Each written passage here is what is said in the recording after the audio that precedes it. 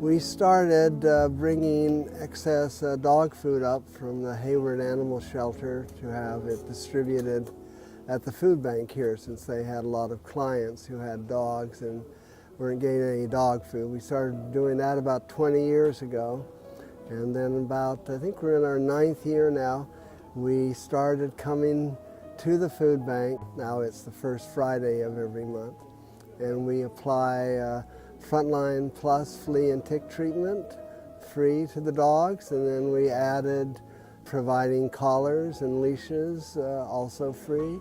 We provide dog sweaters now and little lap blankets, which volunteers knit for us or we purchase. For the dogs, we have treats for them and toys, like taking your child to the dentist and it gets a treat for having gone through that. Well, the dogs get a treat for having had their flea tick treatment. And then once a year, the first Friday in October, we also do free vaccinations, rabies and boosters and kennel cough vaccinations, as well as free microchip IDs. Second Chance purchases 320 pounds of dog food a week. The volunteers here are super people. They bag these bags, and if someone comes and wants food for their dog, they're given one of these bags. We've been here every month. We've not missed a month. We've been here in rain. We were in a hailstorm one year. We still had 75 dogs who came out for their treatments, even in spite of the hailstorm that year. And then in addition to that, now we provide free canine spay and neuter for low-income people on the Mendocino coast in general. We help low-income people get their dogs who are sick or injured seen by a vet.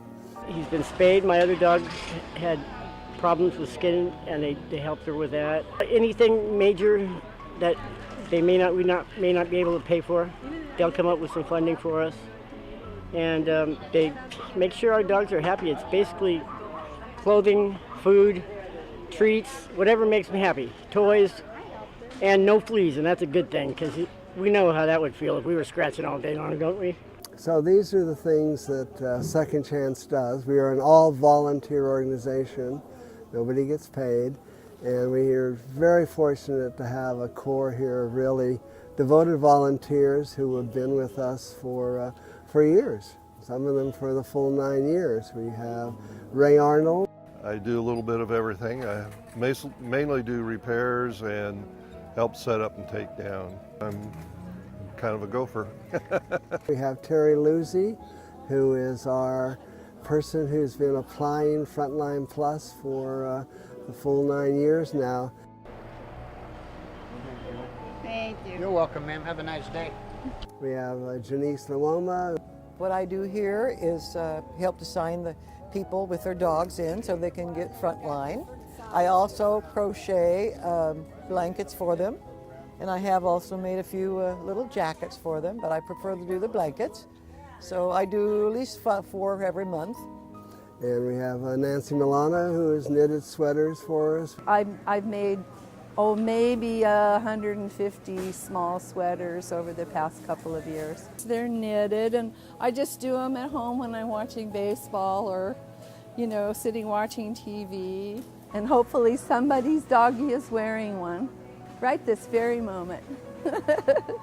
Cindy, who grew up in Fort Bragg and who was an expert shopper and got all kinds of bargains for us at the pet stores in Santa Rosa. We have Roxana, who has recently come on board. She's opened up Mendo Dog Grooming here in Fort Bragg, and she comes and clips the nails of the dogs for free. I own a grooming shop here in town, and Jeannie came to me and told me about this wonderful program that they have for pets in need, and I was more than happy to come help donate my time to help these little babies feel better when they walk. We have Linda Long, who also comes, and she volunteers here at the food bank and also helps us get everything set up. Second Chance helped me out, and that's when I decided to repay the debt. Because as the sign says, helping the pets of people in need, and I love doing it. Try to make sure that that the dogs don't end up having to be given up. I mean, a lot of times people, aim at what the shelter does, and the shelters do a great job. They get the dogs out to people, but then that's kind of the end of it for most humane societies. We kind of step in at that point with low-income people to make sure that dog doesn't have to go back to the shelter because they can't afford it anymore. So we try to make sure the dog, once it has a good home, that it's able to stay in that home, even if the person doesn't have that much income anymore. His name is Marlo. He's going deaf and a little hard to see these days. He's 14, so yes, I tell him he can blind and deaf all he wants because he had my back for so much years. I got his back now. Yeah, she actually came to me in a very difficult time in my life. My fiance passed away unexpectedly of a heart attack, and my sister and mother both died of cancer the same year, and it was very overwhelming, and I was pretty much devastated, and I went to grief counseling, and they said, you should get yourself a dog. So I thank her. She and my grief counselor sort of saved my life. And I'm a happy person again. But our pets are so important to us.